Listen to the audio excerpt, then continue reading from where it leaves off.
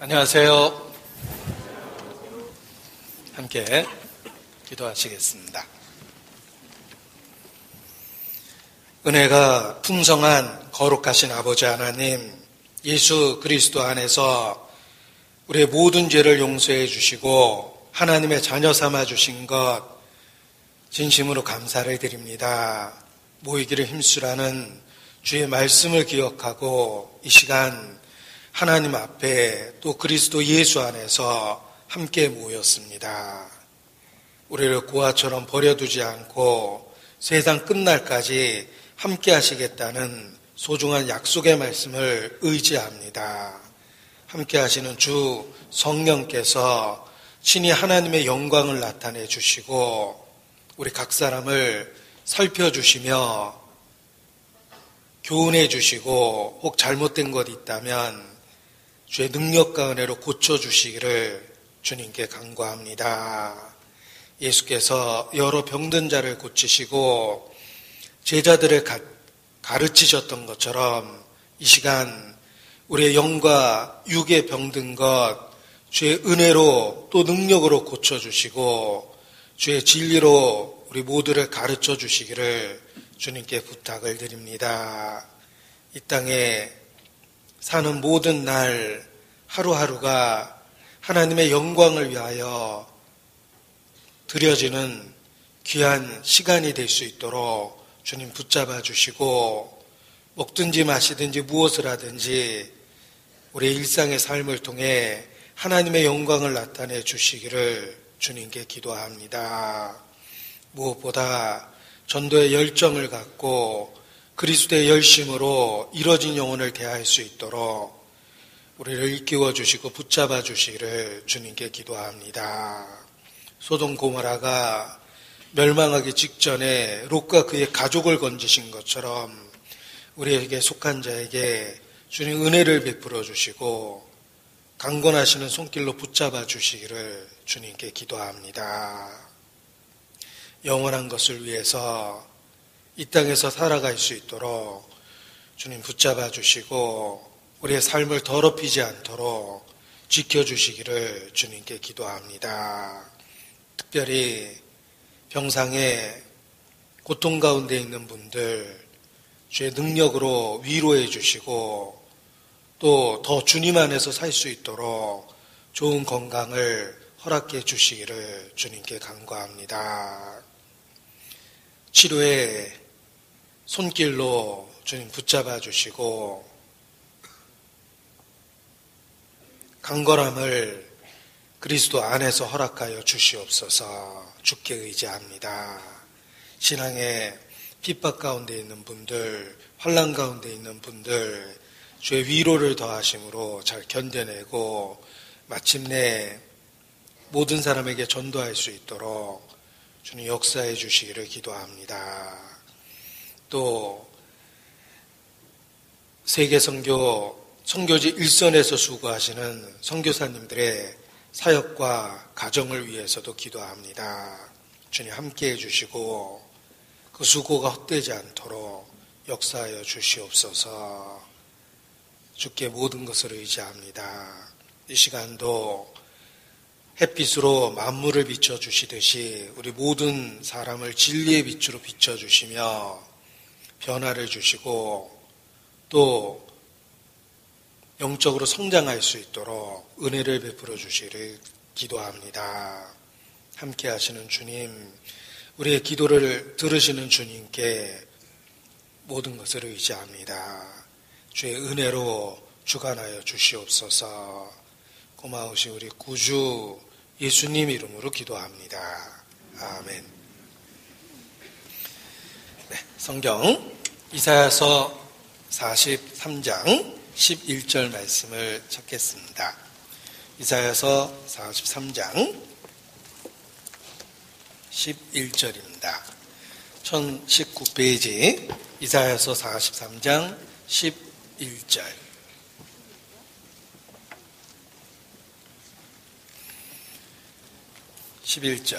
나 곧 나는 여호와라.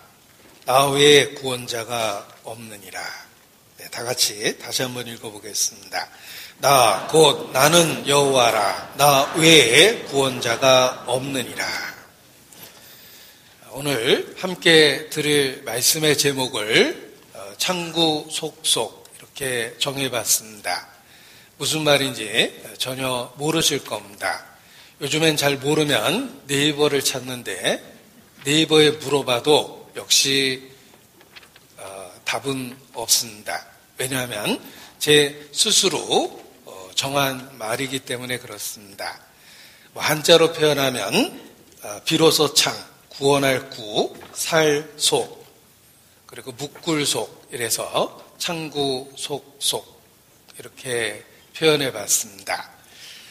요즘에는 긴 말을 이렇게 짧게 줄여서 기억하는 게 유행하기도 합니다. 최근에 들었던 말인데 소확행, 소소한 일에 확실한 행복을 느낀다라는 의미에서 이렇게 긴 표현을 소확행 이렇게 짧은 말로 표현하는 것도 들어봤습니다. 오늘 제목이 창구 속속인데 사실 아주 긴 내용을 짧은 말로 줄인 것입니다.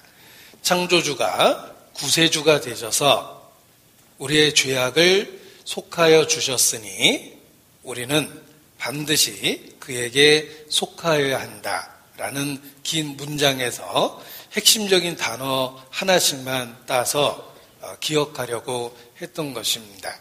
저 개인적으로 오래전에 창구 속속 이렇게 짧은 말로 표현해서 그 긴 말을 늘 기억하고 있었습니다. 그래서 핵심을 붙잡고 살자는 의미에서 늘 반복해서 창구 속속이라는 말을 마음에 일깨웠습니다. 창구 속속. 중국식 발음으로 창구 속속 이런 엉터리 발음으로도 기억을 해봤습니다. 창조주가 구세주가 되셔서 우리의 죄악을 속하여 주셨으니 우리는 반드시 그에게 속하여야 한다. 우리가 믿고 있는 진리를 짧은 한 문장으로 표현해 보려고 그렇게 요약한 것입니다. 창조주가 구세주가 되셔서 우리의 죄악을 속하여 주셨으니 우리는 반드시 그에게 속하여야 한다. 내가 믿고 있는 진리를 짧은 문장으로 표현하려고 생각하면서 그 문장을 만들어 본 것입니다. 오늘 그 중요한 진리를 일깨우는 그러한 시간을 함께 갖고자 합니다. 성경은 한마디로 하나님이 보시는 인류의 역사요, 기록된 목적과 관련해서는 인간을 구원하시려는 하나님의 구원 계획이다라는 말을 자주 듣습니다. 그렇습니다. 그 두껍고 복잡해 보이는 성경을 한마디로 표현한 이렇게 좋은 그 표현이라고 생각합니다. 성경은 하나님이 보시는 인류의 역사입니다. 창세기로부터 요한계시록을 살펴보면 태초에 천지를 창조하신 그 날로부터 그리고 역사가 끝났을 때 영원한 세계가 완성되었다라는 이야기를 말씀을 통해서 하나님께서 해주십니다. 하나님이 보시는 인류의 역사입니다. 그리고 기록된 그 목적, 그 방대한 인류의 역사를 한 권의 책에 기록한 것은 분명한 목적을 갖고 기록한 것입니다. 그 목적은 인간을 구원하시려는 하나님의 구원 계획입니다. 따라서 성경, 그러면 우리는 그 두 가지 표현을 기억할 필요가 있습니다. 하나님이 보시는 인류의 역사다. 기록된 목적과 관련해서는 인간을 구원하시려는 하나님의 구원 계획서입니다. 성경 전체가 인간을 구원하시는 하나님의 대하 드라마입니다. 긴 연속극을 대하 드라마라는 표현을 쓰는데 성경은 66부작으로 이루어진 대하 드라마와 같습니다. 성경 전체가 66권입니다. 그 장대한 인류 역사의 드라마를 통해서 인간을 구원하는 하나님의 구원의 역사가 펼쳐져 있습니다. 모든 성경은 예수 그리스도를 증거합니다. 예수라는 말이 구원이라는 의미며 그리스도라는 의미도 결국은 해석해보면 구원자라는 의미를 갖고 있습니다. 직역하면 그리스도는 기름 부음을 받은 자라는 표현을 갖고 있지만 그 의미를 해석하면 구원자라는 의미입니다.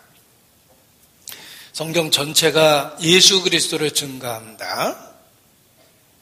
구원.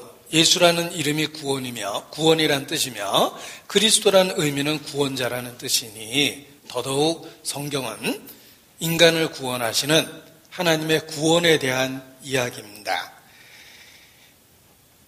하나님이 인간을 구원하시는 그 역사에 성부, 성자, 성령 삼위의 하나님이 역사하십니다.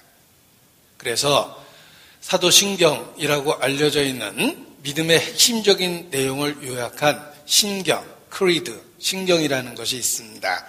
그 사도신경에도 성부, 성자, 성령에 대한 신앙 고백이 있습니다.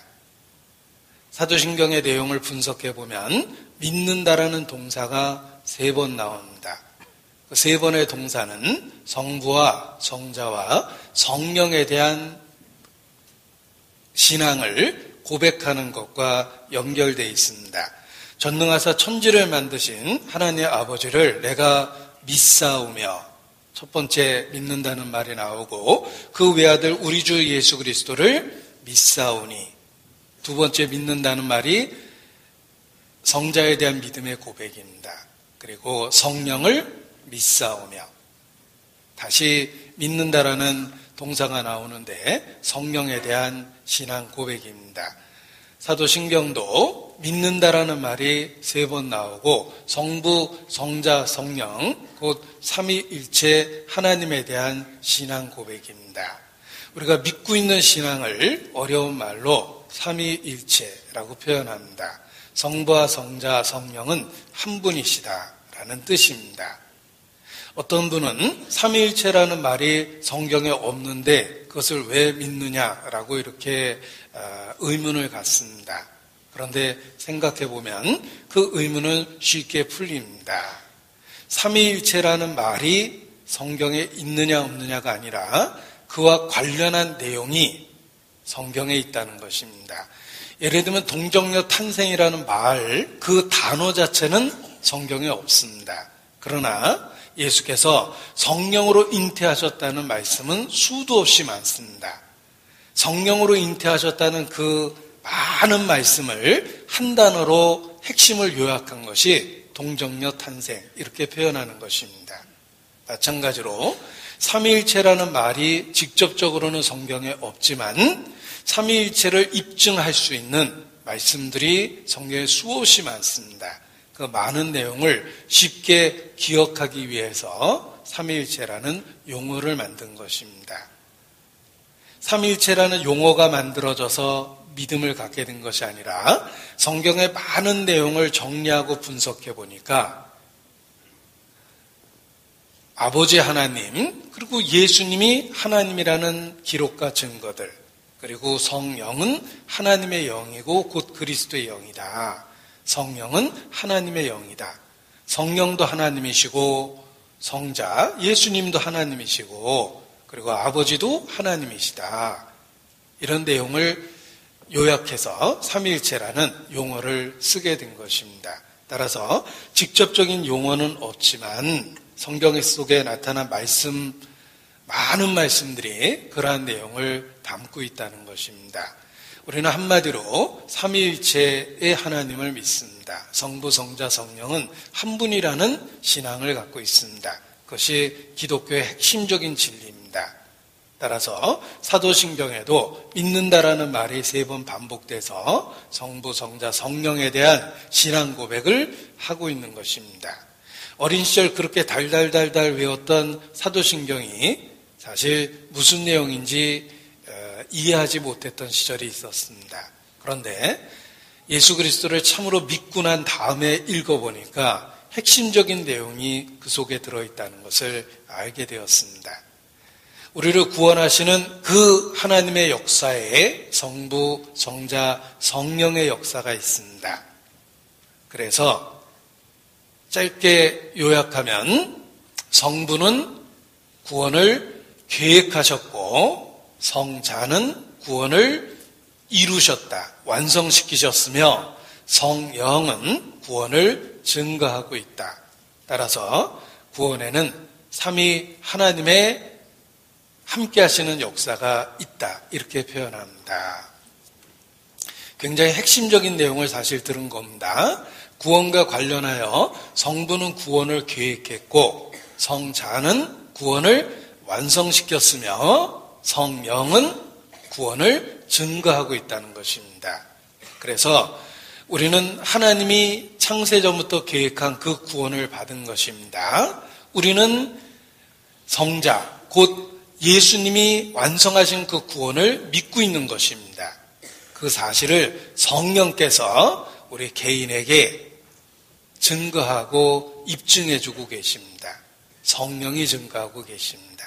그래서 이러한 우리에게 이루어진 내용을 짧은 문장으로 요약해서 성부는 구원을 계획하셨고 성자는 구원을 완성하셨으며 성령은 구원을 다음 중 가로에 알맞은 말은 증거하고 계십니다.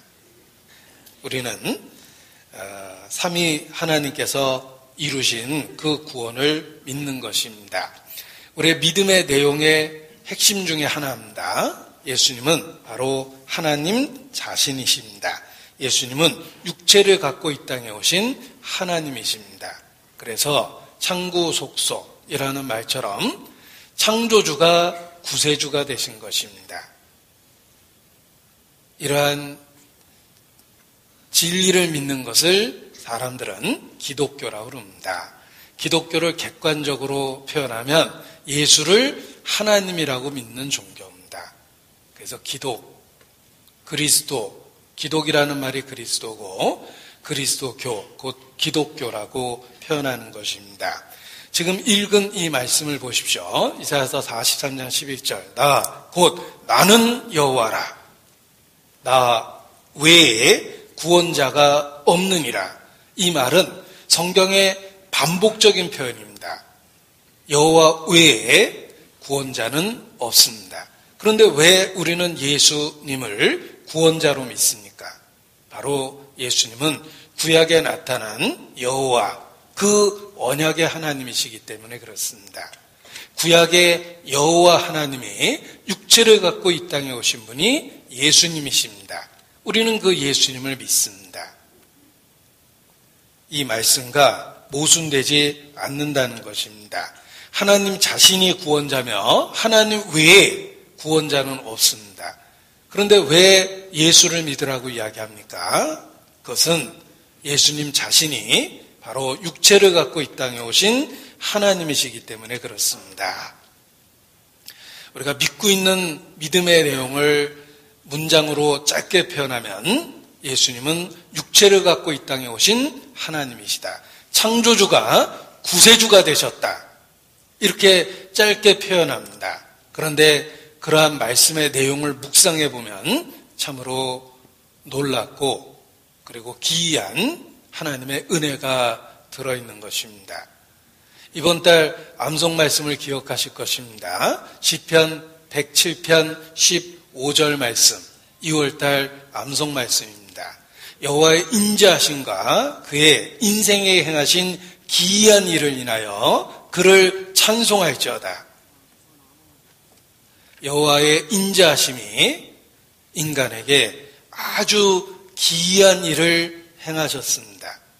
그 기이한 일이 무엇입니까? 창조주가 구세주가 되신 겁니다. 여호와께서 육체를 갖고 이 땅에 오셔서 우리를 구원하신 것입니다. 인생에 행하신 그 기이한 일이 창조주가 구세주가 되신 이야기입니다.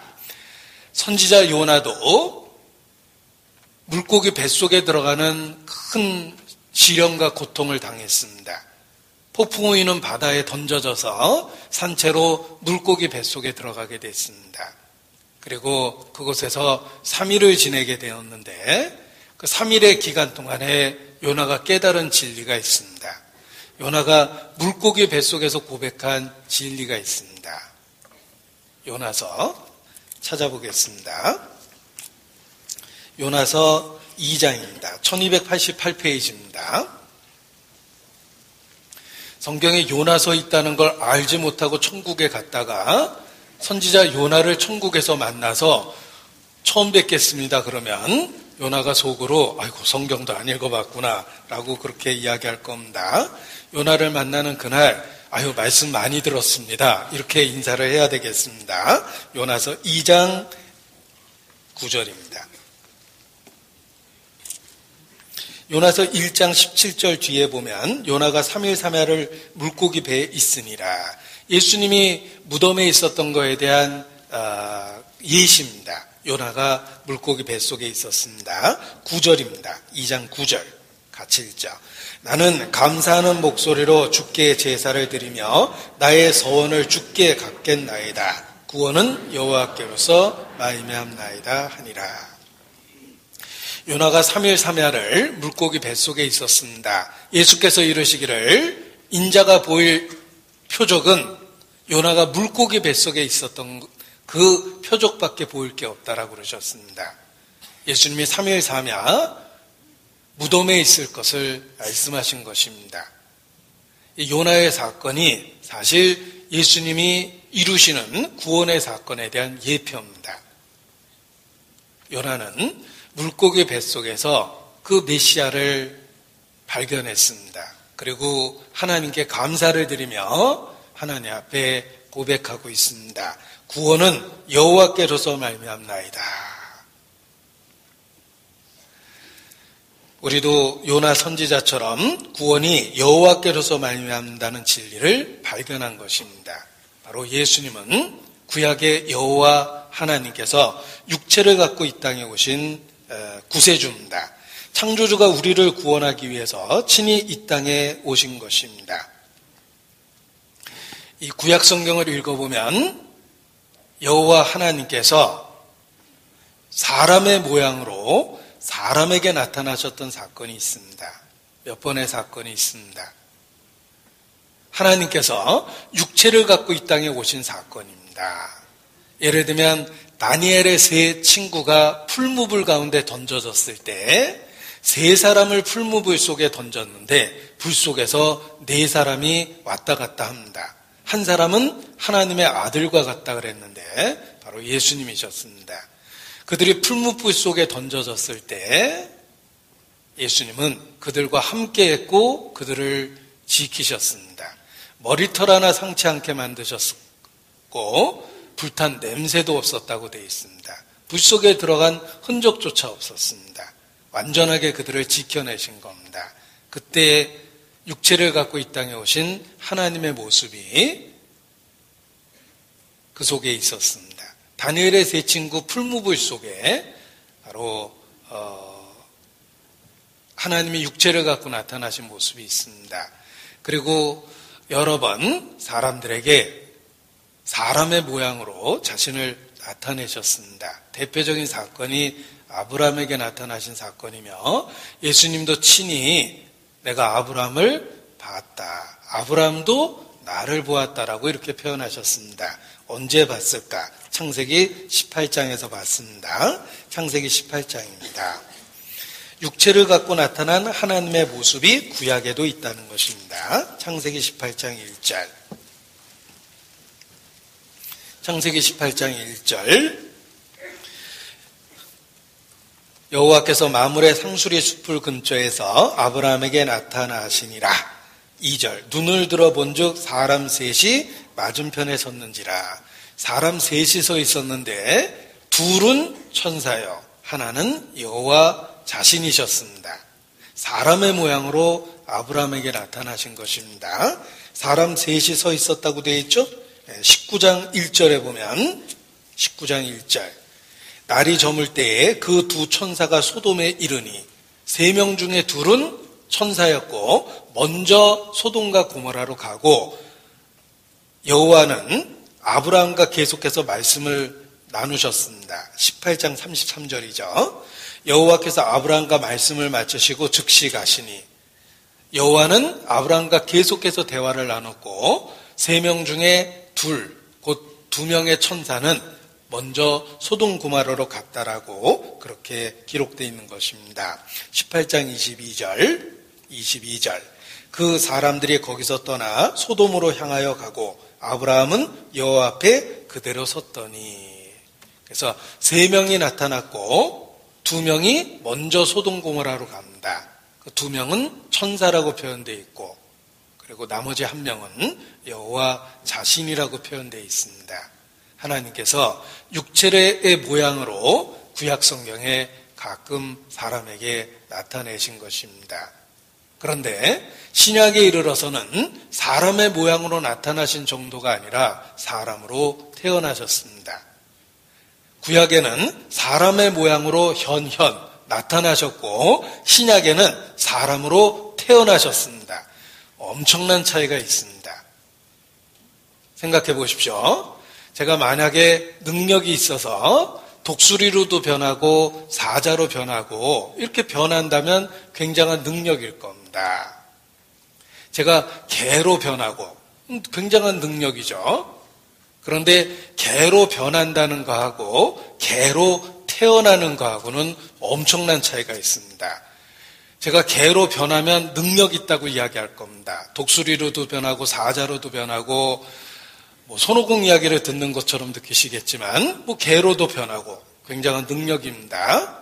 그런데 개로 태어나서 개 부모 밑에서 개 젖을 먹고 개 친구들하고 동네에서 뛰어놀고 개로 태어나서 살았다는 거하고는 엄청난 차이가 있습니다. 하나님이 사람이 됐다는 건 그렇게 놀랄 일이 아닙니다. 능력이십니다. 무엇이든지 하나님은 되실 수 있습니다. 하나님이 사람이 돼서 나타났다는 구약 성경의 표현은 놀랄 것이 아닙니다. 하나님은 능력이 있기 때문에 당연히 사람의 모양으로 나타나실 수 있습니다.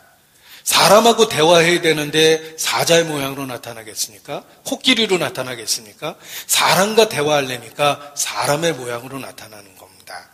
그런데 신약에 이르러서는 동정녀 마리아의 몸에 성령으로 잉태하사 직접 태어나신 겁니다. 잉태의 과정을 겪었고 출산의 과정을 겪었고 어린아이라는 성장의 과정을 겪었고 내가 살고 있는 이 세상이라는 무대에서 나와 똑같이 먹고 마시고 저 햇빛을 의지하고 산소, 공기 속에 산소를 마시고 숨을 쉬고 같은 공간에서 사셨다는 것입니다. 성경은 놀라운 이야기를 증거합니다. 창조주가 구세주가 되셨습니다. 사람의 모양으로 이 땅에 태어나신 겁니다. 갑자기 태어나면 믿지 못할까봐 구약 성경에 예수님 초림에 관한 예언이 320군데입니다. 예고하고 예언하고 그대로 이 세상에 오셨습니다. 예수님은 육체를 갖고 이 땅에 오신 하나님이십니다. 단지 사람으로 나타나도 놀라운데 사람으로 태어났다는 것입니다. 이걸 성육신이라고 합니다. 하나님이 육체를 갖고 이 땅에 오셨다. 우리가 믿고 있는 진리입니다. 영어로 incarnation이라고 합니다. 삼위일체라는 말은 trinity라는 단어를 쓰고 하나님이 육체를 갖고 이 땅에 오셨다는 말은 incarnation이라는 단어를 쓰는데 두 단어 자체가 아주 놀라운 이야기입니다. 하나님이 사람의 모양으로 이 땅에 태어나신 겁니다. 우리를 구원하시려고. 우리가 믿고 있는 내용입니다. 창조주가 구세주가 되셨습니다. 지상 최대의 사건입니다. 이사야서 9장 6절. 꼭 기억하고 있어야 되는 말씀 중에 하나입니다. 이사야서 9장 6절입니다. 반드시 기억해야 될 아주 중요한 말씀입니다. 이사야서 9장 6절입니다.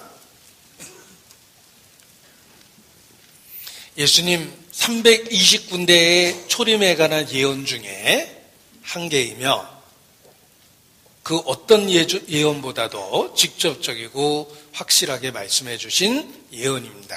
이사야서 9장 6절 같이 읽겠습니다. 이는 한 아기가 우리에게 낳았고 한 아들을 우리에게 주신 바 되었는데 그 어깨에는 정사를 메었고 그 이름은 기묘자라 모사라 전능하신 하나님이라 영존하시는 아버지라 평강의 왕이라 할 것임이라. 한 아기가 우리에게 태어날 것인데 아들을 주실 것이다. 자, 아기가 태어나고 아들을 주신다고 이중적인 표현을 썼습니다. 태어났다는 말은 인성, 사람이라는 걸 강조한 거고 아들을 주셨다라는 말은 신성, 예수님의 하나님이라는 신성을 강조한 겁니다. 한마디로 예수님에 대한 이야기입니다. 한 아기가 낳습니다. 아들을 주셨습니다. 인성과 신성이 함께 있는 바로 예수님입니다. 예수님에 관한 예언입니다. 한 아기가 태어난다. 그래서 서양 사람들이 많이 쓰는 표현 중에 A child is born, 한 아이가 태어난다. A child is born 이라는 말이 관용적으로 많이 쓰입니다. 한 아이가 태어날 거다. 메시아에 대한 예언이에요. 그 이름이 5가지가 예언되어 있습니다. 한 아기가 태어나는데 아들입니다. 이름이 5가지가 예언되어 있습니다. 이거 천국 본고사 문제입니다. 그 아들의 5가지 이름을 쓰시오. 기묘자라, 모사라, 전능하신 하나님이시라, 영존하시는 아버지라, 평강의 왕이라 할 것이라. 한 아기가 태어나는데 그의 이름이 5가지입니다.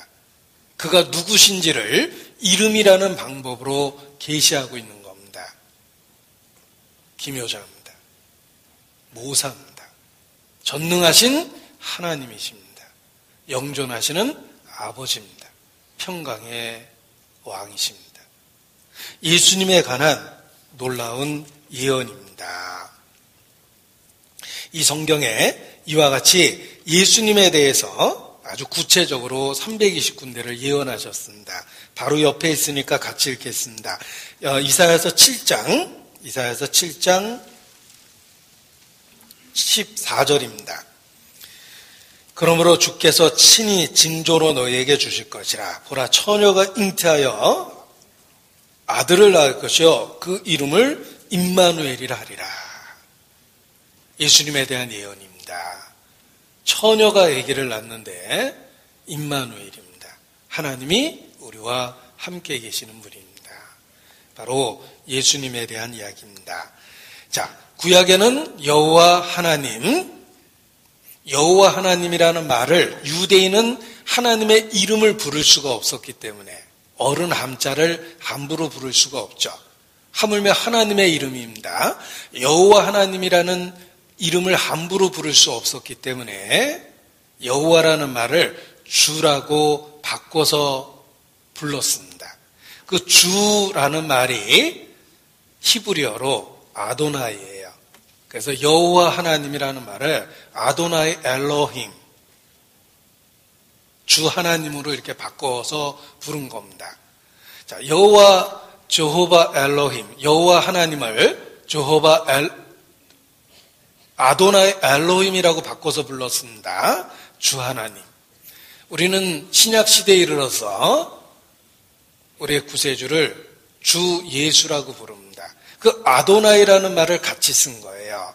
아도나이는 여호와라는 말을 바꿔서 표현한 겁니다. 예수님을 주 예수라고 부르죠. 아도나이 예수스예요. 예수와 아도나이 예수와 여호와 하나님, 주 하나님, 신약에 이르러서 주 예수님 같은 분입니다. 그래서 히브리어로 기록된 구약 성경이 헬라어로 번역이 돼서 많은 사람들이 읽을 수 있게 되었는데 그 헬라어 번역을 70인역이라고 그럽니다. 셉투아긴트라고 해서 70인역이라고 그러는데 70인역에는 여호와 하나님을 주 하나님 이렇게 번역을 했습니다. 그래서 영어 성경을 읽다 보면 여호와라는 말이 안 나오는 영어 번역이 많습니다. 대신에 영어로 Lord라는 표현이 들어있습니다. 우리말로 주 하나님입니다. 우리는 예수님을 그 주자를 써서 붙입니다. 주 예수님 이렇게 부릅니다.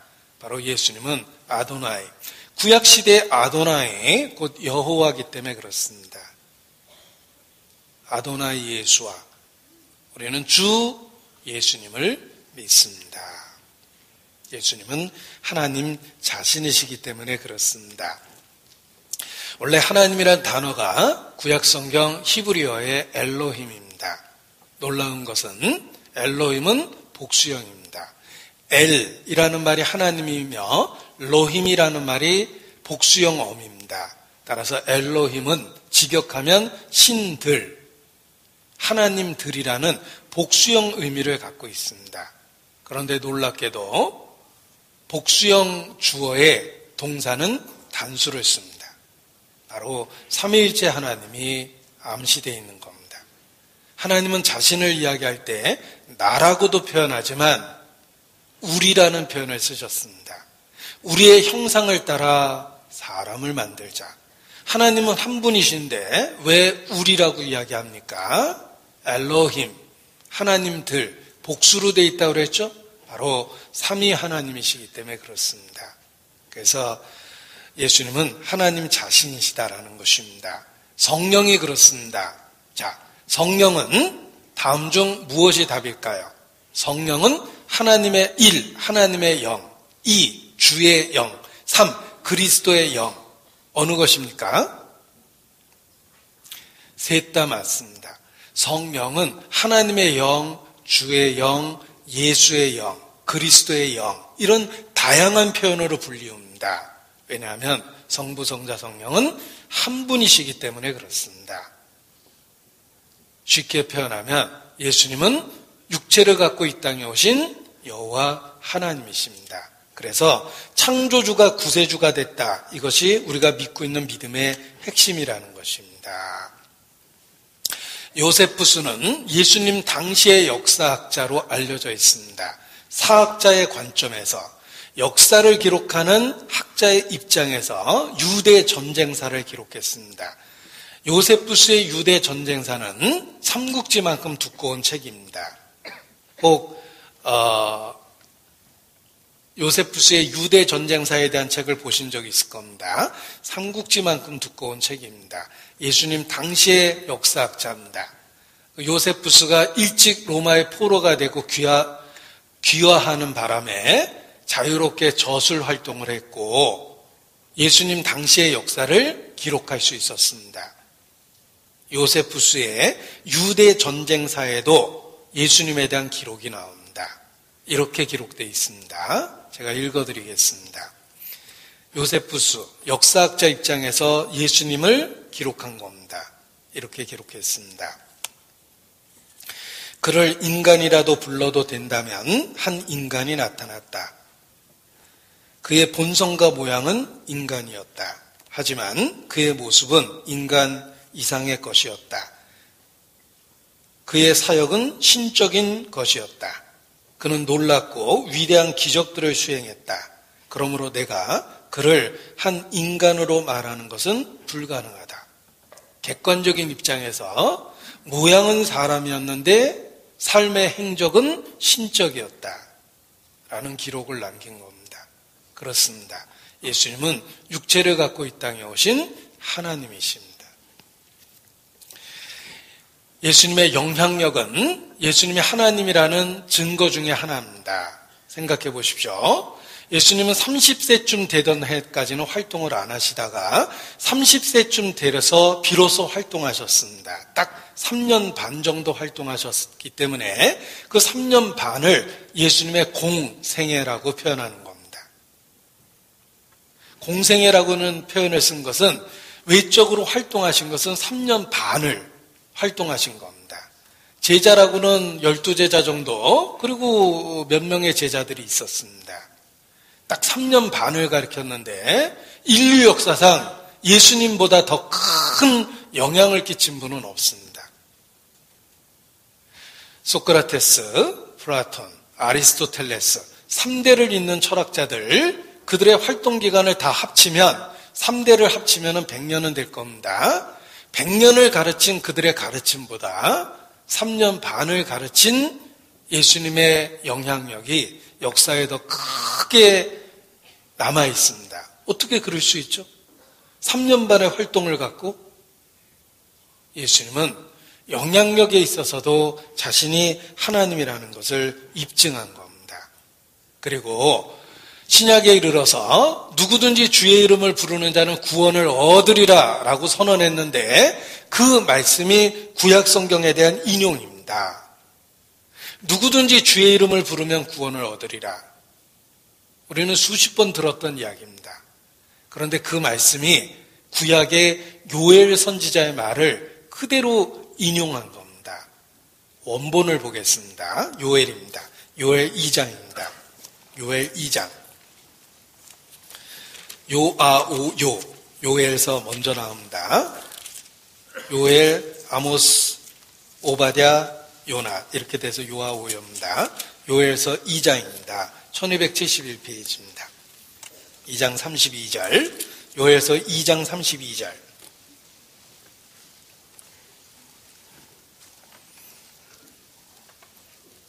우리가 수십 번 반복해서 들었던 누구든지 주의 이름을 부르는 자는 구원을 얻으리라는 신약 성경의 선언이 요엘서 2장 32절을 그대로 인용한 겁니다. 2장 32절. 누구든지 여호와의 이름을 부르는 자는 구원을 얻으리니. 자, 이 말씀이 신약에 누구든지 예수의 이름을 부르면 구원을 받는다는 말로 재인용된 겁니다. 어떻게 그대로 이 인용을 갖다가 쓸 수 있습니까? 바로 예수님은 여호와 하나님, 육체를 갖고 이 땅에 오신 하나님이시기 때문에 그렇습니다. 창조주가 구세주가 되신 겁니다. 그래서 구약 성경에는 누구든지 여호와의 이름을 부르는 자는 구원을 얻으리라. 신약 성경에는 누구든지 예수를 믿으면 구원을 받는다라고 이 말씀을 재인용한 겁니다. 예수님이 십자가에 돌아가셨을 때 죄패가 머리 위에 붙었습니다. 3개 국어로 죄패를 썼어요. 히브리어, 헬라어, 당시 정치적인 권력제였던 로마, 라틴어로 3개 국어로 죄패를 썼습니다. 빌라도가 썼습니다. 나사렛 예수, 유대인의 왕, 이렇게 죄패를 썼습니다. 그런데 놀라운 건 나사렛 예수 유대인의 왕이라는 말의 첫 글자를 따면 여호와입니다. 우리 예수님 십자가에 매달린 인형 같은 거 사보면 영어로 INRI라고 써 있는데 그게 첫 글자를 딴 거예요. INRI는 나사렛 예수, 예수와 나사렛 이런 뜻입니다. INR은 렉스라 그래서 왕이라는 뜻이고 뒤에 있는 I는 유대인의 이런 뜻이에요. 유대인의 왕 나사렛 예수에서 INRI 써놨는데 그걸 히브리어로 읽으면 첫 글자가 여호와입니다. 그래서 유대인이 깜짝 놀란 거예요. 예수를 못 박았는데 거기 여호와라고 써 있으니 얼마나 섬뜩합니까? 빌라도에게 쫓아가서 저 죄패를 띠라. 빌라도가 안 띠겠다 그럽니다. 그러면 자칭 유대인의 왕이라고 써라 이렇게 요구합니다. 그래야지만 그 글자가 깨지거든요. 빌라도가 거절합니다. 난 쓸 거 썼다. 결국은 예수님이 십자가에 못 박히는 내내 위에 이름표가 여호와라고 붙어 있었던 거예요. 그들이 하나님을 살해했습니다. 인간이 신을 죽였습니다. 그래서 태양도 빛을 잃고 3시간 동안 온 세상이 캄캄해졌다고 기록하고 있는 겁니다. 하나님이 사람이 되셔서 우리를 구원하신 겁니다. 이 여호와라는 말을 영어로 억지로 번역하면 나는 스스로 있는 자니라 이렇게 번역이 됩니다. 여호와라는 말을 억지로 번역하면 그렇게 됩니다. 그래서 영어로 여호와라는 말을 번역하면 I am, 나는 존재한다. Who I am, 나는 존재하는 나다. 이렇게 번역할 수밖에 없습니다. 그 여호와라는 말은 스스로 있는 자라는 뜻인데 신약 성경에 기록된 건 헬라어입니다. 헬라어로는 에고 에임이라고 번역합니다. 그런데 예수님은 그 에고 에임이라는 말을 입에 달고 사셨어요. 항상 자신을 에고 에임이 이렇게 표현했어요. 유대인이 들을 때는 섬뜩섬뜩한 겁니다. 자기를 하나님이라고 스스로 부른 거예요. 그래서 나는 빛이다. 나는 생수다. 나는 부활이다. 나는 생명이다. 예수님이 끊임없이 자기 자신에 대해서 선포하시는데 그 나는 뭐뭐이다라는 말이 신약 성경에 기록된 헬라어로 에고 에임입니다. 바로 구약 성경적인 표현으로 여호와라는 뜻이에요. 예수님은 말씀마다 나는 스스로 있다라고 끊임없이 선언한 겁니다. 예수님은 정말 하나님이셨기 때문에 그렇습니다. 하나님이 왜 사람이 되셨습니까? 인자에 온 것은 섬김을 받으려 함이 아니라 섬기려 하고 자기 목숨을 많은 사람의 대속물로 주려 함이니라. 하나님이 사람이 되신 이유는 우리의 죄값을 갚아주시려고 그렇게 하신 것입니다. 그래서 하나님 자신이 우리의 의가 되셨어요. 우리는 예수 믿고 의롭다함을 받습니다. 예수님은 하나님입니다. 하나님이 우리의 의가 된 거예요. 이것이 구약 성경에 수없이 예고된 내용입니다. 에레미야 23장입니다. 에레미야 23장. 에레미야 23장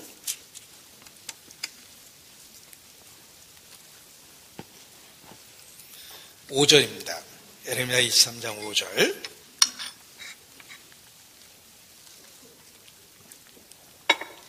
제가 읽어드립니다. 23장 5절. 나 여호와가 말하노라. 보라, 때가 이르리니 내가 다윗에게 한 의로운 가지를 일으킬 것이라.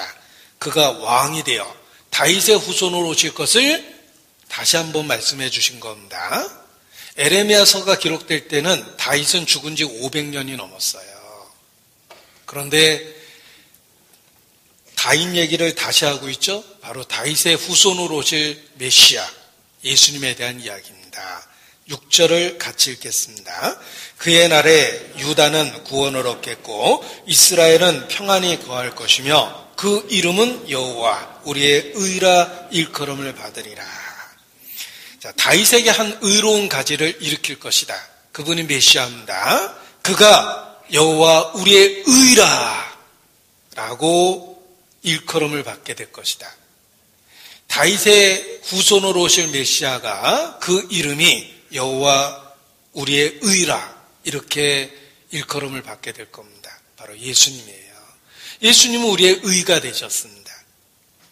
우리에게 예수님은 지혜와 의로움과 구속함과 거룩함이 되신 거예요. 여호와 우리의 의라라고 이름을 갖고 있는 분 바로 예수님이에요. 예수님은 하나님 자신이 우리의 의가 된 겁니다. 여호와 우리의 의, 하나님 자신이 우리의 의가 되신 거예요. 다윗의 후손으로 오신 바로 예수님입니다. 이사야서 45장입니다.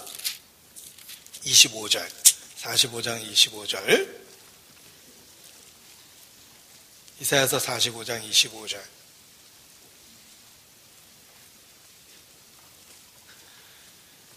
(45장 25절) 같이 읽습니다. 이스라엘 자손은 다 여호와로 의롭다함을 얻고 자랑하리라 하느니라 하셨느니라. 여호와로 의롭다함을 얻고 자랑할 것이다. 바로 여호와, 그가 육체를 갖고 이 땅에 오신 분이 예수님이며 예수님은 우리의 의가 돼서 여호와 우리의 의가 되신 겁니다. 우리는 여호와로 인하여 의롭다함을 얻게 된 겁니다. 예수님은 육체를 갖고 이 땅에 오신 하나님이시기 때문에 그렇습니다. 그런데 어떻게 우리를 의롭다고 하셨을까? 21절 뒷부분입니다. 이사야서 45장 21절 뒷부분. 나는 공의를 행하며 구원을 베푸는 하나님이라. 나 외에 다른 이가 없느니라. 예수님이 어떻게 우리를 구원하셨습니까? 공의를 행하며 구원을 베푸셨습니다. 법도 지키고 우리에 대한 사랑도 보여주셨습니다. 그게 구속, 대속의 사건이에요. 쉽게 표현하면 대신 죽으셨어요. 공의를 행하며 구원을 베푸셨어요. 십자가에서. 그래서 우리의 의가 되신 거예요. 따라서 이제 누구든지 주 예수를 믿으면 구원을 얻습니다. 누구든지 여호와의 이름을 부르는 자는 구원을 얻으리라 라는 약속이 예수님으로 말미암아 성취된 것입니다. 따라서 이제는 믿으면 구원을 받는다고 우리가 증거할 수 있게 된 겁니다. 22절 믿으면 구원받는다라는 말의 구약적인 표현입니다. 22절을 같이 읽죠. 땅끝에 모든 백성아 나를 앙망하라. 그리하면 구원을 얻으리라. 나는 하나님이라 다른 이가 없음이니라. 자, 예수님을 믿는다라는 구약적인 표현입니다. 여호와를 앙망하라. 그리하면 구원을 얻으리라. 여호와를 앙망하라. 그를 바라보고 의지하는 겁니다. 앙망하라. 보라. 바라보는 겁니다. 그리하면 구원을 얻으리라. 자, 이사야서 45장 22절 이 말씀에 관심을 갖도록 한 이야기를 해드릴까 합니다. 이사야서 45장 22절은 찰 스펄전이라고 일컬어지는 1800년대 영국의 설교자가 이 말씀을 통해서 구원을 받은 말씀으로 알려져 있습니다. 찰 스펄전은 설교의 황태자라고 일컬어지며 3,500여 편의 설교를 했고 그의 설교를 듣다 보면 그 뒤에 하나님이 계시다는 걸 어느 누구도 부정할 수 없었습니다. 하나님이 함께 하시지 않으면 그런 지혜와 언변이 있을 수가 없었어요. 1800년대에 하나님께 가장 크게 쓰임을 받은 하나님의 사람입니다. 찰스 스펄전. 그가 이사야서 45장 22절의 말씀을 통해서 구원을 얻었다고 간증합니다. 그래서 이 말씀이 더 널리 알려져 있습니다. 오늘 찰스 스펄전의 간증을 소개해 드릴까 합니다. 가능하다면 직접 초대해서 말씀을 듣고 싶지만 두 가지 문제가 있습니다. 일단 영국 사람이니까 영어를 할 테고 두 번째는 우리와 시대가 다르기 때문에 이 자리에 참석할 수는 없습니다. 그런데 이 찰스 스펄전의 간증은 평생에 반복적으로 했기 때문에 널리 알려져 있습니다. 따라서 제가 찰스 스펄전의 간증을 소개해드리는 거로 대신할까 합니다.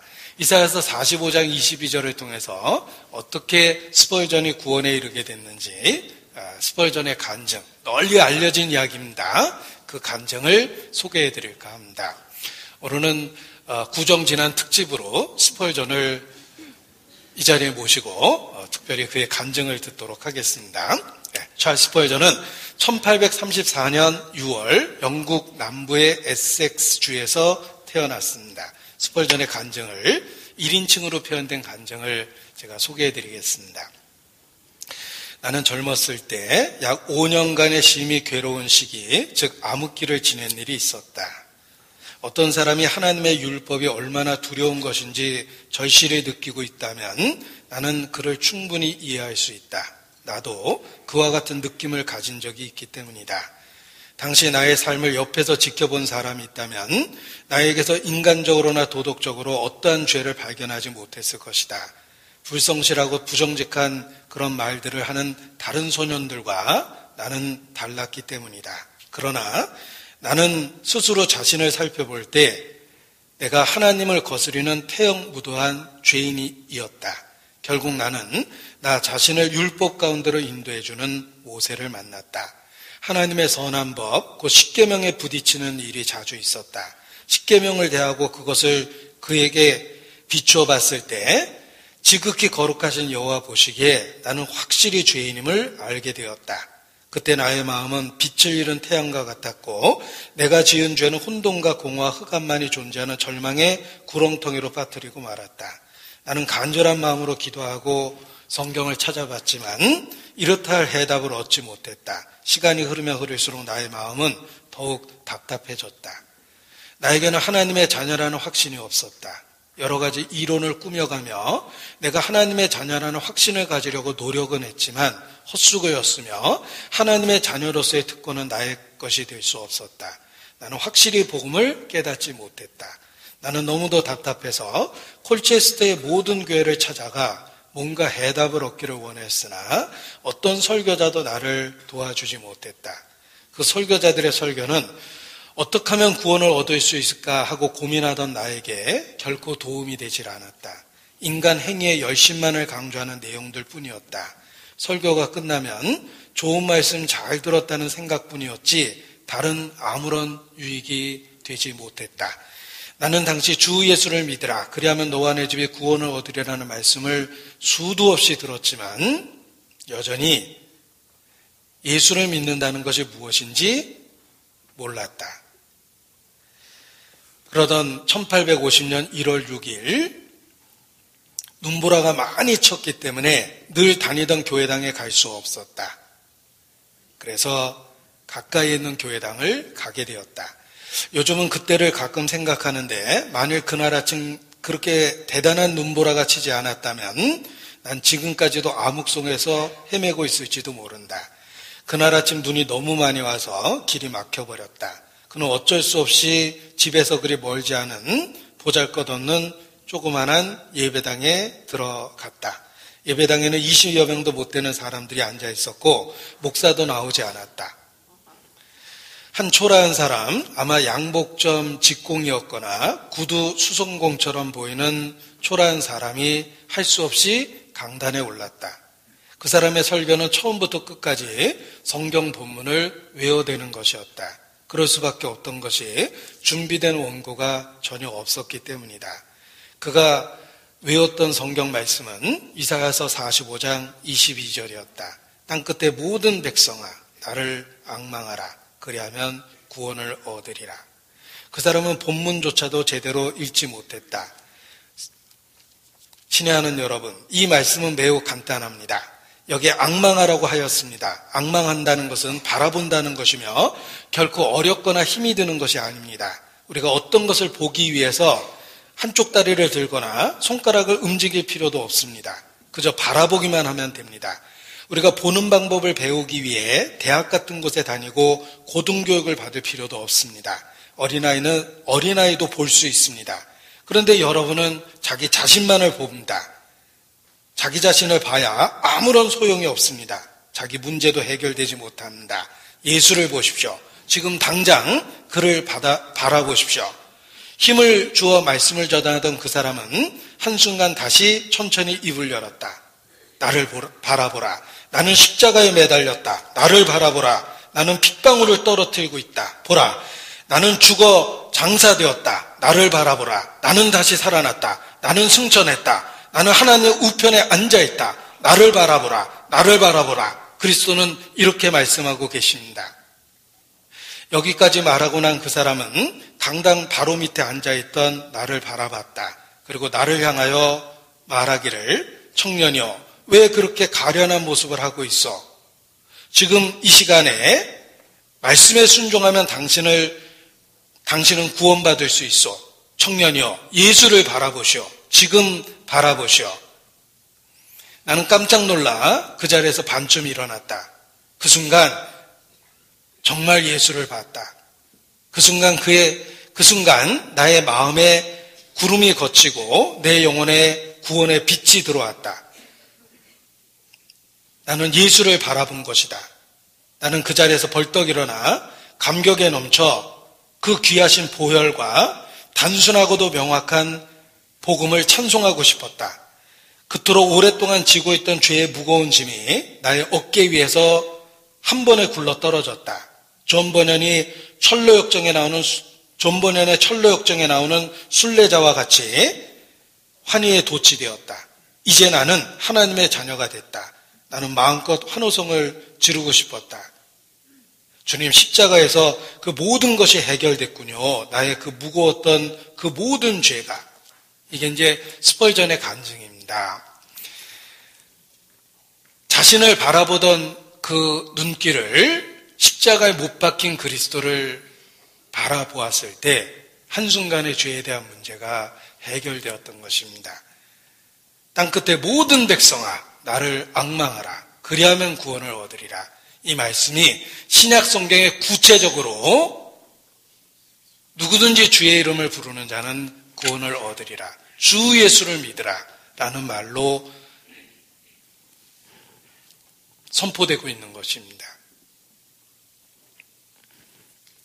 스펄전만 이런 특별한 경험을 하는 것이 아닙니다. 우리도 단순하고 분명한 복음을 듣고 구원의 확신을 얻었습니다.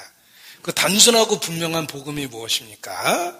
창조주가 구세주가 되셔서 우리의 죄악을 속하셨다는 것입니다. 우리의 죄악을 완전하게 영원히 속하셨습니다. 우리도 그 단순하고 분명한 진리를 통해서 구원을 얻게 되었습니다. 창조주가 구세주가 되셔서 우리의 죄악을 영원히 속하신 것입니다. 자, 예수님이 오시기 전까지 하나님은 단지 창조주였습니다. 예수님이 오셔서 창조주가 구세주가 되시며 더 큰 영광을 받게 된 것입니다. 이것이 요한계시록에도 표현되어 있는데 요한계시록 4장입니다. 보십시오. 요한계시록 4장입니다. 11절 창조주를 노래하고 있습니다. 계시록 4장 11절 창조주를 노래하고 있습니다. 11절 우리 주 하나님이여 영광과 존귀와 능력을 받으시는 것이 합당하오니 이유가 있죠. 주께서 만물을 지으신지라. 만물이 주의 뜻대로 있었고 또 지으심을 받았나이다. 자, 하나님은 창조주입니다. 이 모든 것을 지으셨습니다. 그래서 세 가지 영광이 있어요. 영광과 존귀와 능력이 있어요. 창조주입니다. 창조주 하나님은 영광과 존귀와 능력을 갖고 계십니다. 그런데 창조주가 구세주가 되시면서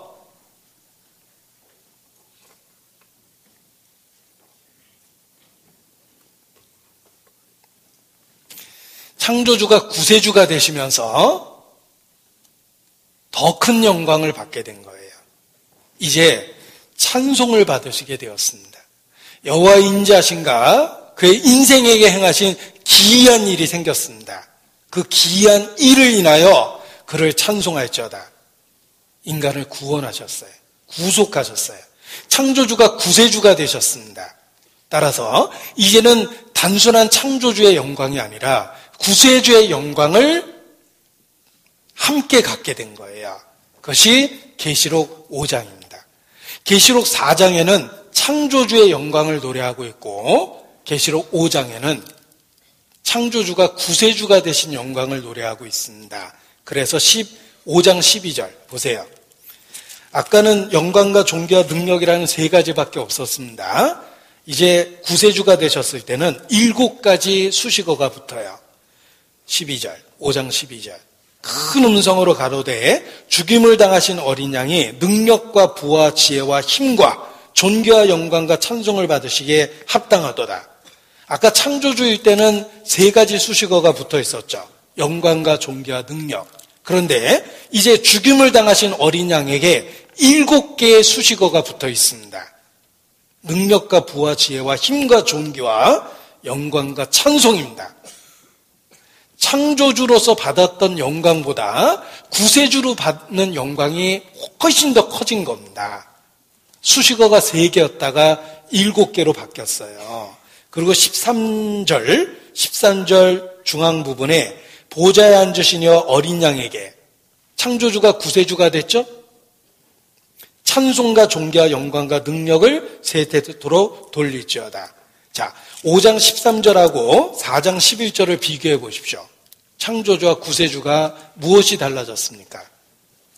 창조주일 때는 영광과 존귀와 능력만 있었는데 구세주가 되셨을 때는 찬송이 들어갔어요. 비로소 우리를 구원하신 창조주에 대해서 우리는 찬송하게 된 겁니다. 찬송과 존귀와 영광과 능력이 더해진 거예요. 인생에게 기이한 일을 행하셨기 때문에 그를 찬송하게 된 겁니다. 우리는 단지 창조주를 믿는 게 아닙니다. 창조주가 구세주가 되었다는 걸 믿는 것입니다. 그래서 그분에게 존귀와 영광과 능력만 돌리는 것이 아니라 찬송을 드리게 된 거예요. 우리에게 정말 기이한 일을 행하셨습니다. 우리의 죄를 속하여 주셨어요. 용서해 주셨어요. 대속해 주셨어요.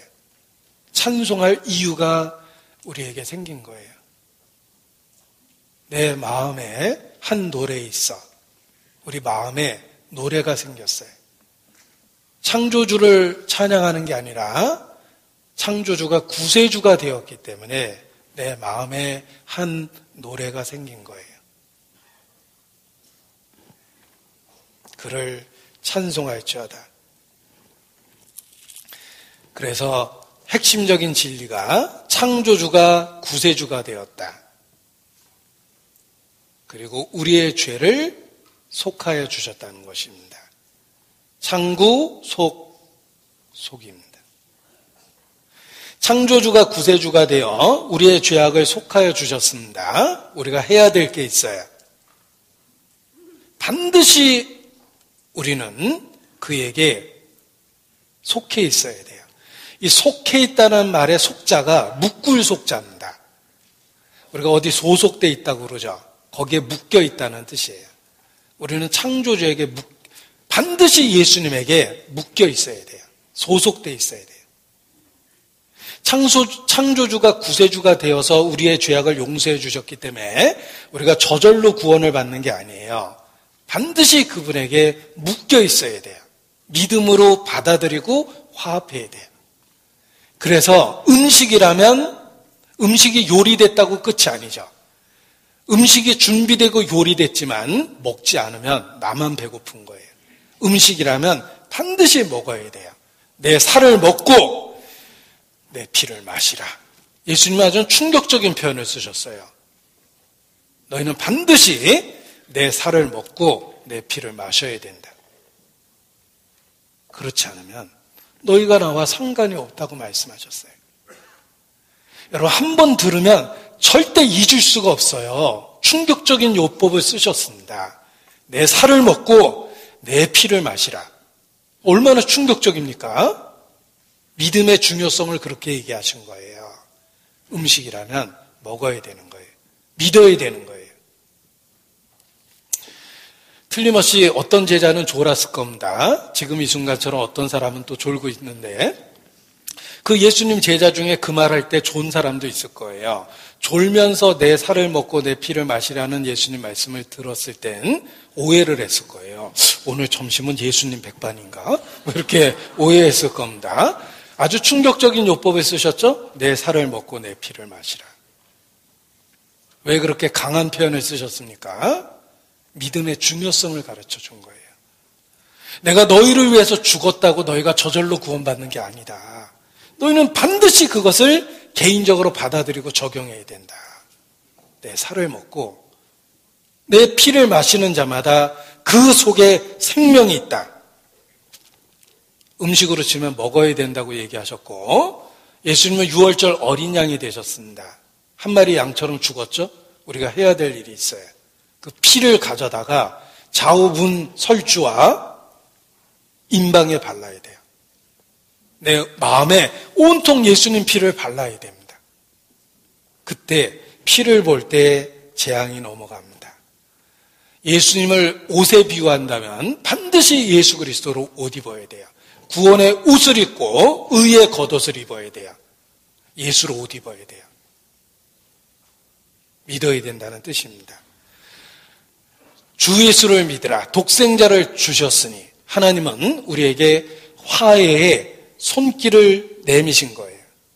누가 화해하자고 손을 내밀었는데 침묵하면 거절하는 거예요. 침묵하면 안 돼요.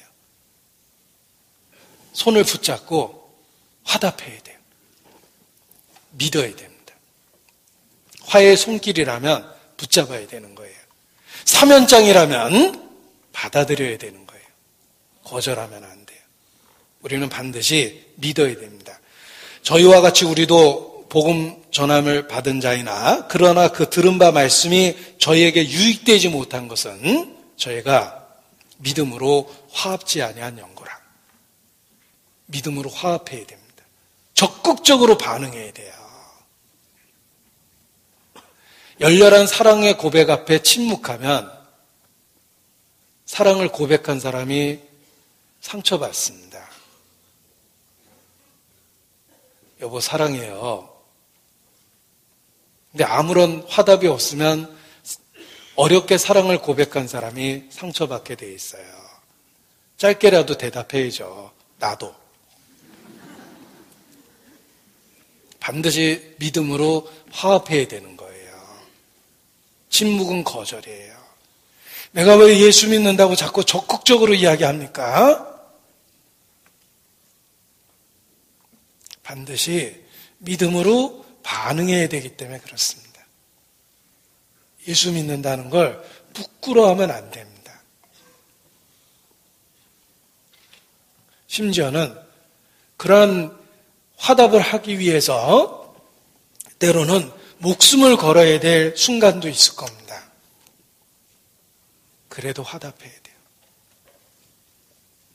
순교를 불사하고라도 예수님은 거절하면 안 되는 거예요.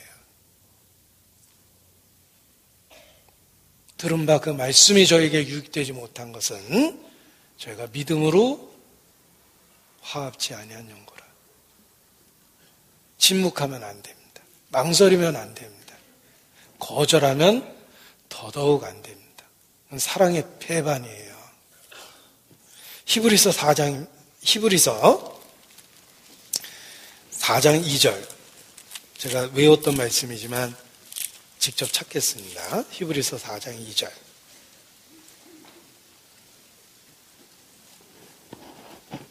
히브리서 4장 2절.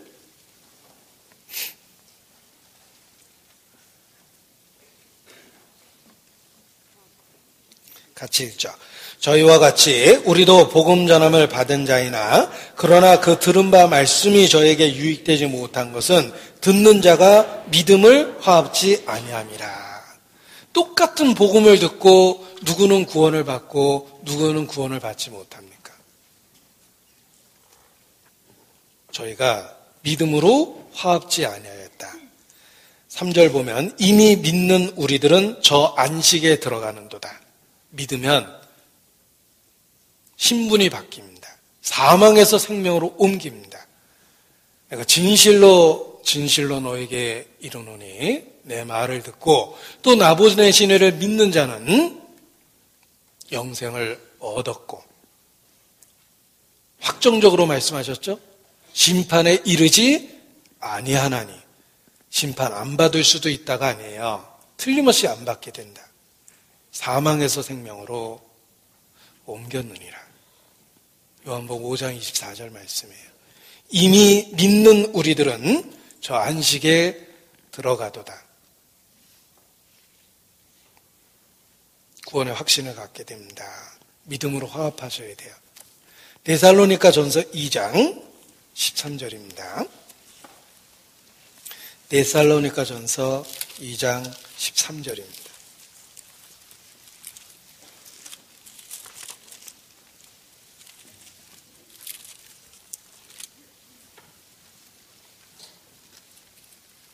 이 장 13절 같이 읽죠. 이러므로 우리가 하나님께 쉬지 않고 감사함은 너희가 우리에게 들은 바 하나님의 말씀을 받을 때에 사람의 말로 아니하고 하나님의 말씀으로 받음이니 진실로 그러하다. 이 말씀이 또한 너희 믿는 자 속에서 역사하느니라. 사람의 말로 받지 아니하고 하나님의 말씀으로 받았다. 믿음으로 화합한 거예요. 하나님이 가라사대 내가 진실로 너희에게 이르노니 하나님의 말씀으로 들어보십시오. 구원의 확신이 생깁니다. 이미 믿는 우리는 그 안식에 들어가게 돼 있어요.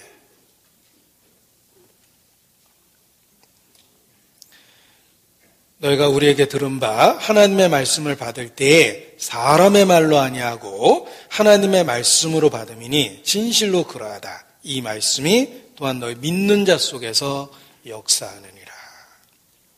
성령은 진리의 영입니다.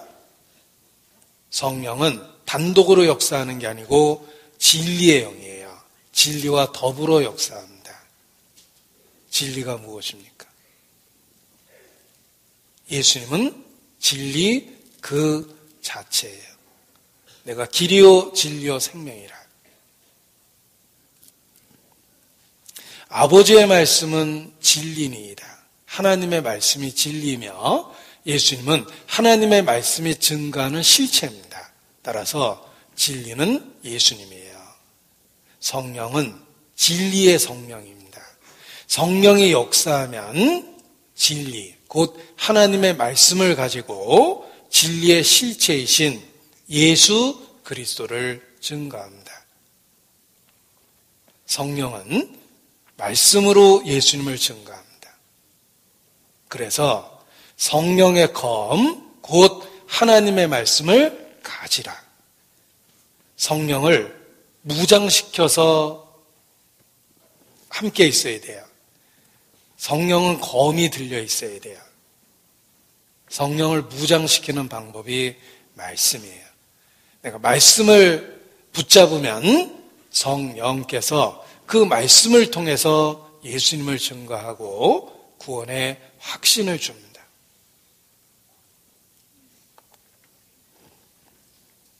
이 말씀이 믿는 자 속에서 역사하느니라. 그래서 말씀을 붙잡아야 돼요. 제가 한때 오랫동안 구원에 대한 의심이 있었습니다. 아까 스펄전이 흑암각, 혼돈, 어둠 이런 표현을 썼는데 정말 그랬어요.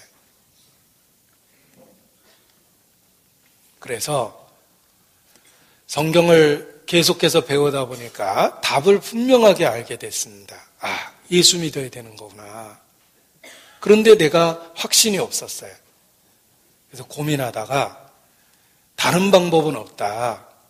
내가 믿다가라도 죽자. 다른 방법이 없으니까 끝까지 못 가는 한이 있더라도 그래도 믿다가라도 죽자.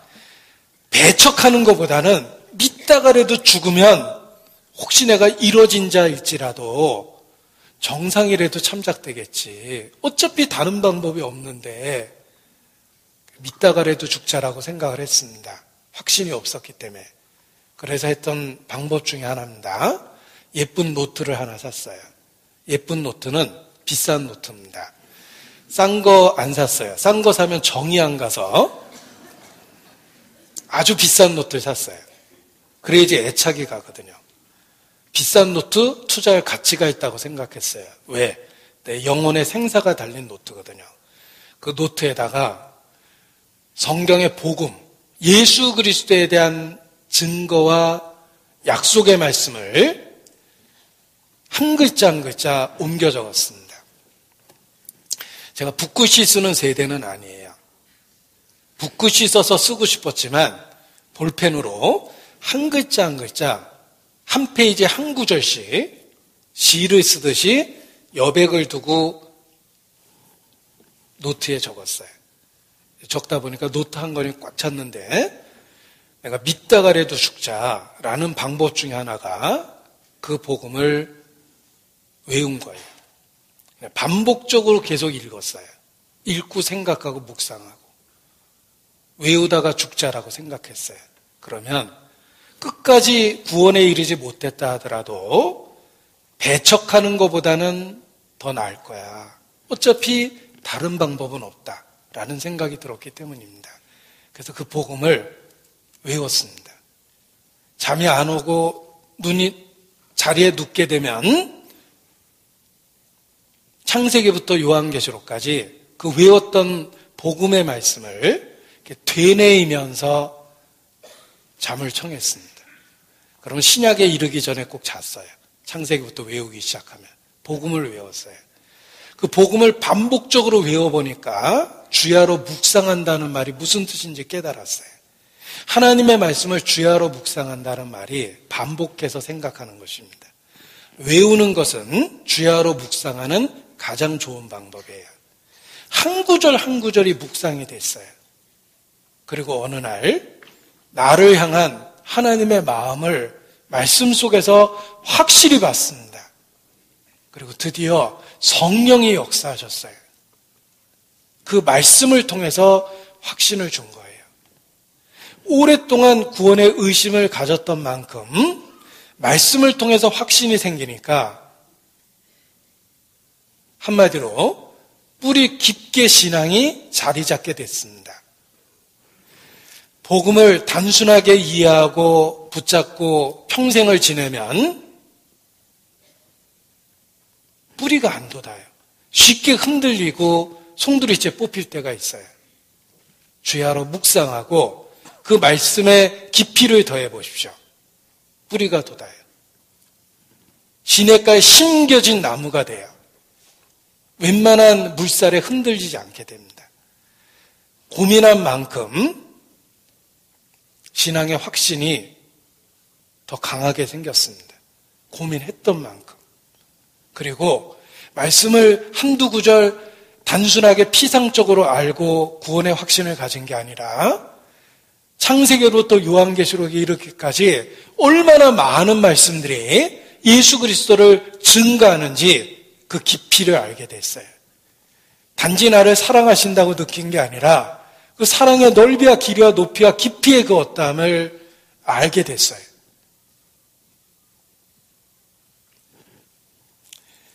말씀을 붙잡고 씨름을 해야 돼요.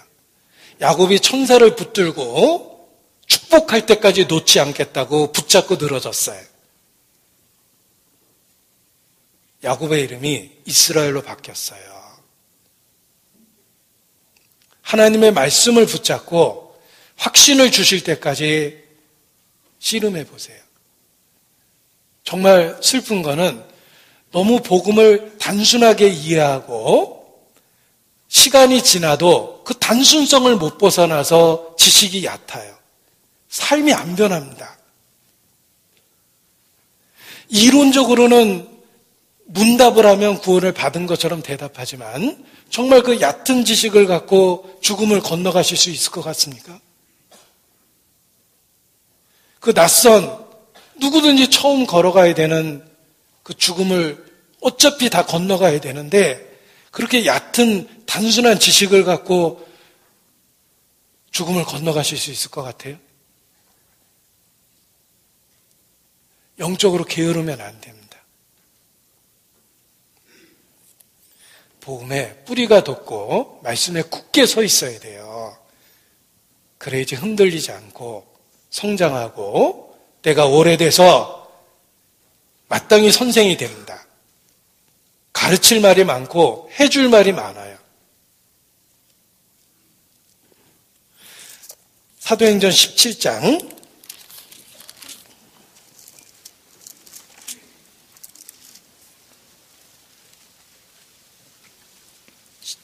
여기 11절입니다.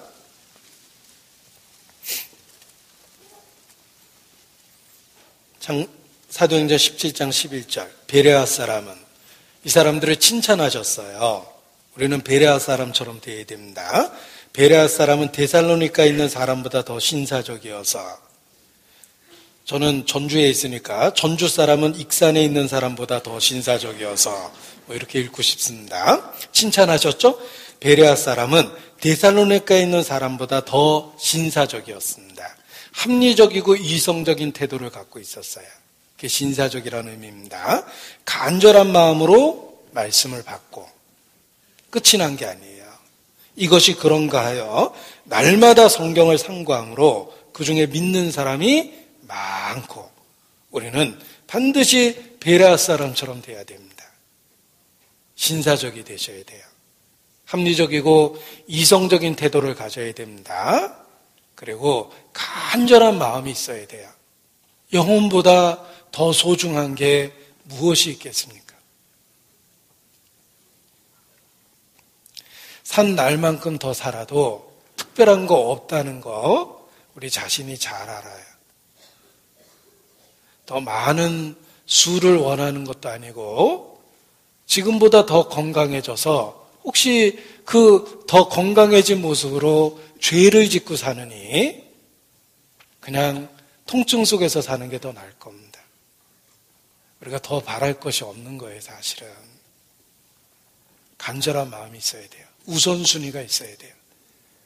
제가 재물에 대한 이야기도 분명하게 말씀드렸죠. 자기가 번 돈이 자기 돈이 아니라 자기가 쓴 돈이 자기 돈이에요. 어디다 썼느냐가 자기가 고생하고 노력한 거에 대한 대가입니다. 가치 있게 써야 되는 거예요. 갖고 있는 돈이 자기 돈이 아니에요. 죽음은 그 모든 걸 한 번에 다 가져가 버려요. 우리에게 정말 소중한 건 영혼입니다. 1순위가 돼 있어야 돼요. 영혼에 손상이 되는 말과 행동은 하면 안 되는 거예요. 항상 1순위가 돼 있어야 돼요. 그게 간절한 마음이에요. 우선순위가 바뀌어 있으면 안 됩니다. 간절한 마음이 있어야 되고 그 마음으로 말씀을 받아야 돼요. 그리고 끝이 아닙니다. 이것이 그런가요? 날마다 성경을 상고함으로 예수 그리스도를 끊임없이 성경을 통해서 탐구해야 됩니다. 상고해야 됩니다. 탐구와 상고, 자세히 살펴본다는 뜻이에요. 그렇게 해서 우리를 위해서 하나님이 얼마나 놀랍고 기이한 일을 했는지 깨달아야 됩니다. 그리고 깨달은 만큼 하나님의 사랑에 대한 이해가 생기고 하나님의 사랑을 이해한 만큼 삶의 변화라는 엔진이 생기는 거예요. 그래서 말이 바뀌고 생각이 바뀌고 삶의 모양이 바뀌는 겁니다. 우리가 믿는 사실을 단순한 말로 표현하면 짧게 표현할 수 있습니다. 창조주가 구세주가 되셔서 우리의 죄악을 속하여 주셨습니다. 그러나 그 말씀을 개인적으로 받아들이고 붙들고 씨름하면 놀라운 진리라는 것을 알게 돼요. 우리가 자연에 대한 이해가 그렇습니다. 어린 시절 내가 사는 동네가 전부였어요. 가끔 외출했던 시내. 그런데 내가 사는 세상은 그 정도가 아니었어요. 한반도 얼마나 넓습니까? 못 가본 지역 많이 있죠? 우리나라는 다른 나라에 비하면 아주 작은 나라예요. 세계는 얼마나 크고 넓습니까? 이 태양계에서 차지하는 지구의 비중은 어떻습니까? 은하계에서 차지하는 지구의 비중은 어떠합니까? 대우주에 우리가 살고 있는 지역은 얼마나 작습니까? 하나님에 대한 지식이 그렇습니다. 단순한 말로 만족해야 하고 아무런 관심을 더 이상 갖지 않는다면 혹 치명적인 실수를 하는 겁니다. 하나님은 우리를 광대한 우주의 일부로 놓으신 것처럼 진리가 그렇습니다. 우리가 보고 알고 경험했던 진리가 그 놀라운 기이한 하나님의 사랑의 극히 일부라는 거 아셔야 됩니다. 그리고 적극적으로 7, 80의 내 삶 전체를 갖고 하나님께 반응하고 살아야 돼요. 아침에 눈 떠서 저녁에 잠이 드는 그 순간까지 이 진리에 대해서 끊임없이 때마다 일마다 어디에 있든지 무엇을 하든지 먹든지 마시든지 살든지 죽든지 진리에 대해서 반응하고 살아야 됩니다. 이 놀라운 진리에 대해서 우리가 반응하고 화답하는 것이 신앙생활이에요. 우리 전인격적으로 반응해야 됩니다. 우리의 전인격을 지정이라고 표현하는데 지식, 알아야 될 게 있다면 더 알아야 되고 정, 감정, 느껴야 될 것이 있다면 더 뜨겁게 느껴야 됩니다. 의지, 결심해야 될 것이 있다면 수십 번, 수백 번, 수천 번 매일의 삶 속에서 결단하고 결심해야 돼요. 우리의 삶 자체가 이 놀라운 진리에 반응해야 됩니다. 그것이 믿음입니다. 그래서 더 확신을 갖고 성장하고 열매 맺고 결실하게 되는 것입니다. 오늘 창구 속속이라는 핵심적인 진리를 함께 일깨웠습니다. 창조주가 구세주가 되셨고 우리의 죄악을 속하여 주셨습니다. 이 엄청난 진리 앞에 대우주를 발견하는 것처럼 이 엄청난 진리 앞에 우리 자신은 반드시 반응해야 됩니다. 적극적으로 그에게 묶여 있어야 돼요. 그에게 속해 있어야 돼요.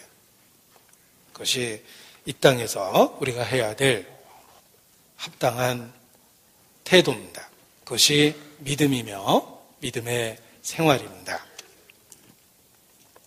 함께 기도하시겠습니다.